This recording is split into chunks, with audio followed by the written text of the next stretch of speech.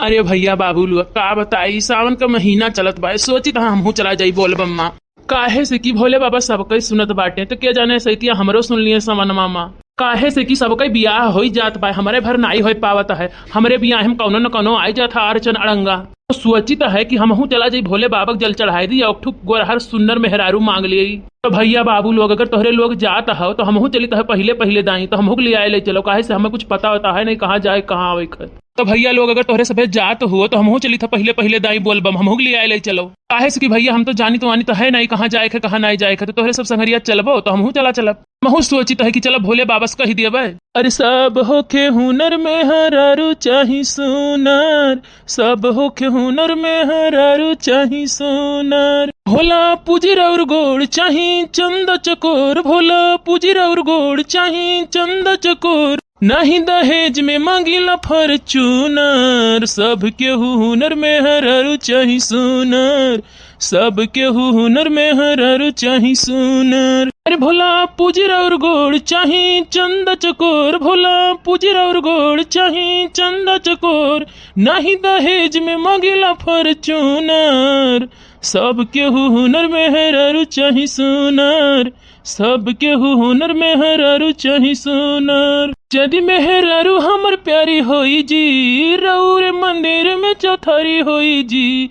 यदि मेहरारू हमर प्यारी होई जी, रउरे मंदिर में चौथारी होई जी। रहतैयारो के मिलल छछूनर, सब होखे हुनर में हरारू चाही सोनार, अरे सब होखे हुनर में हरारू चाही सोनार। भोला पूजी और गोड़ चाही चंद चकोर, भोला पूजी और गोड़ चाही चंद चकोर। नहीं दहेज में मांगेली फॉर्च्यूनर, अरे सब केहू हुनर में हरारू चाही सोनार, सब कोई हुनर में हरारू चाही सोनार। अरे यार फुल गया ना, भगवान भोलेनाथ हमारी इतना जल्दी सुन ली है, हम तो जनते ही नहीं रहन। हम सोचते रहन कि अब की सावन महीना जाई भोलेनाथ का जल चढ़ाई, भोलेनाथ से मांग ली कि हे भोलेनाथ हमार बिहाव फुलगनमस कराई दियो।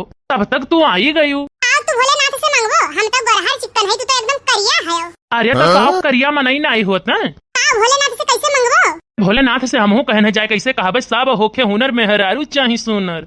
अरे मिलल बलमुआ करिया बाटे दतवा लंबा लंबा हो, अरे मिलल बलमुआ करिया बाटे दतवा लंबा लंबा हो, अरे दतवा लंबा लंबा हो। तबे नहीं जब गवनवा सुनला हमारी अम्मा हो। अरे मिलल बलमुआ करिया बाटे दतवा लंबा लंबा हो, अरे दतवा लंबा लंबा हो।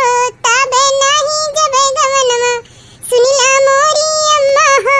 अरे मिली बलमुआ हीरो जैसन कैले रहनी आस हो, अरे मिली बलमुआ हीरो जैसन कैले रहनी आस हो।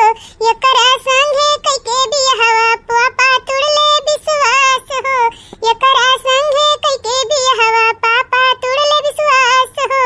दिन भर घूमेला यन्ने वन्ने भावा बड़ा निकम्मा हो, अरे दिन भर घूमेला यन्ने वन्ने हावा बड़ा निकम्मा हो। ताबे नाही जबै गवनवा सुनला हमारी अम्मा हो, अरे ताबे नाही जबै गवनवा सुनला मोरी अम्मा हो। अरे मिलल बलमुआ करिया बाटे दतवा लंबा लंबा हो, अरे मिलल बलमुआ करिया बाटे दतवा लंबा लंबा हो। अरे अब नाही जबै गवनवा सुनला हमारी अम्मा हो, अरे अब नाही जबै गवनवा सुनला मोरी अम्मा हो। काव फुल गया ना, तुम आयु हमार दिल तोड़ दिहू। हम तो सोचन ना जाए भोलेनाथ से तहार हाथ मांग लेबै, लेकिन तू तो ऐसन ऐसन बात बोल दिया कि दिला हमार तोड़ के छल्ली छल्ली कह देथु फुल गया ना। तो तू दिन भर आवारागर्दी करबो रोज ऐसे, तो हम तुमसे बियाह नहीं करब। एक तो भूत भत बाटो करिया करिया, अब हम्मे देखा हम इतना गोरहर गोरहर बाटी, तो तहार हमार कैसे मिल होई? तो एकर मतलब जोन तू हमें इतना दिन से चूसत रही कुल हमार बेकार चला गए। अरे तो तू अपने गर्जे लेके आवत रहो ना, हमरे गर्जे नहीं लावत रहो। बाप रे बाप, दादा रे दादा, हम तो बर्बाद हो गए, मिटी गए। साला इतना चोरी चमरई कई कहे गल्लक राशन बेच ढारन, राशन घर का पूरा बेच ढारन, और घर में कोनो अनाज नहीं छोड़त रहन, गेहूं लाही के राम मछली कुल बेच ढारन, इनका रिचार्ज करावे खरती। और तू तो कहत रहे हमरे पापो का रिचार्ज कराई दिया करो, हमारे भाइयों को रिचार्ज कराई दिया करो, हमारे मम्मी को रिचार्ज कराई दियो, हमरो रिचार्ज कराई दियो। साला इतना रिचार्ज कराई तो हम आज कुल बेकार हो गए। हो दिया खाओ आज कोनो उहे नहीं है, कहा थी हम तुझसे बियाह नहीं करब, तू तो करिया हो, करिया मन कोनो वैलू नहीं होता का हो।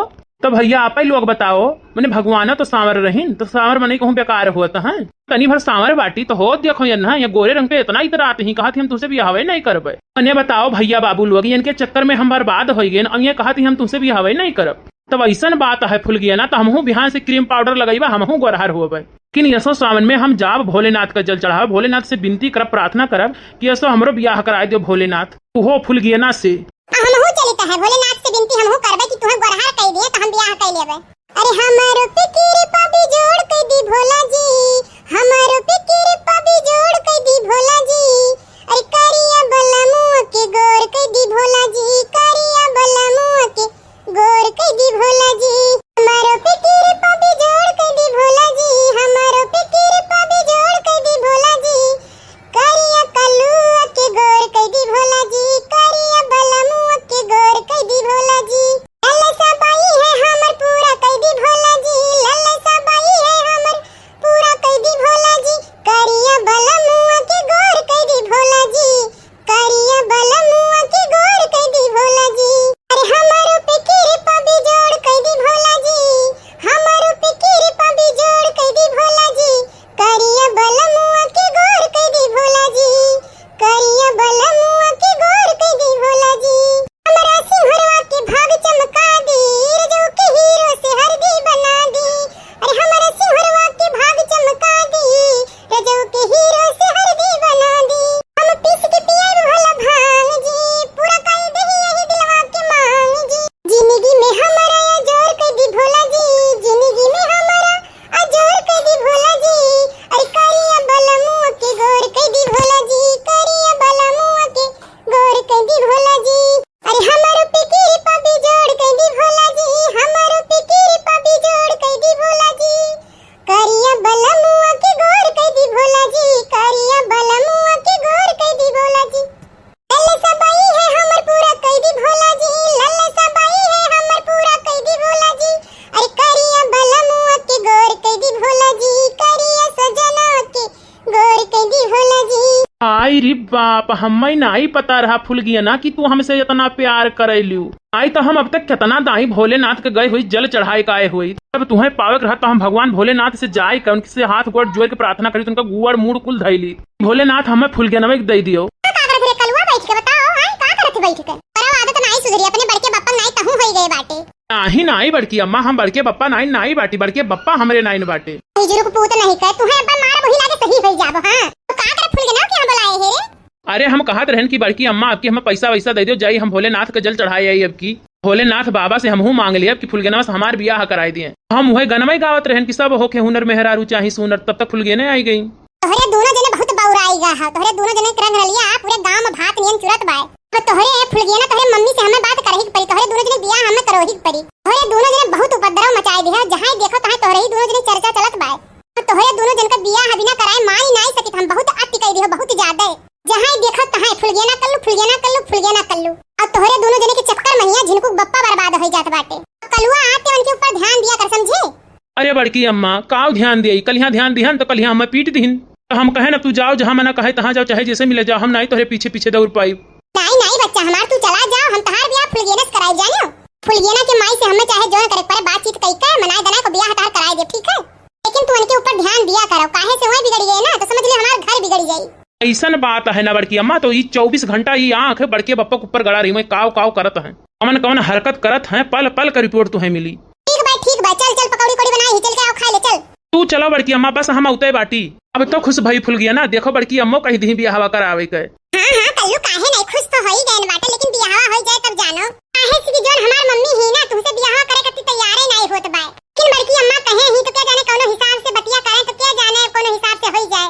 लेकिन फुल गया ना तुमसे हमारे एक शिकायत बाटे उ दोनों लफंडुअन के संगरी तू घूमा ना करो उन्हें दोनों बड़े खराब बाटे का जान लियो जो तो तुम्हें अब की घूमत देख लिहन तो पहले वही दोनों जन की लतियाई बिया का तू जान लियो। अरे यार तू झूठा ही सक्का ले तू नहीं मिले तो टाइम से तो हमें बाजार जाए रहता तो नहीं से कह दी तो चली जाई तो संगरिया इतना का शक करत बाटे हम तो तोहरे होई। तो ठीक बाय लेकिन उन्हें के संगरी तू ज्यादा घूमा उमा ना करो जानियो ने बहुत सारे हरामी हैं जानियो। अच्छा ठीक बा नहीं जावे जब जरूरत पड़ी तो तुम्हें फोन करके गोहराई ले ठीक है। हाँ हाँ ठीक बा अब तू जाओ घरे हमहू लेके जाओ सावन में जल चढ़ावे वहीं जाई बढ़ के मैं पकौड़ी कौड़ी बनाए ही जाए खाए वाली ले ठीक है जाओ हम तोरे लगे फोन करब ठीक बा। ठीक बा फुल गया ना जाओ। हाँ भैया बाबू लोग वीडियो कैसा लगा अच्छा लगा हो तो कमेंट करके जरूर बताना और वीडियो को लाइक शेयर करना मत भूलिए। मिलते हैं फिर अगली वीडियो में।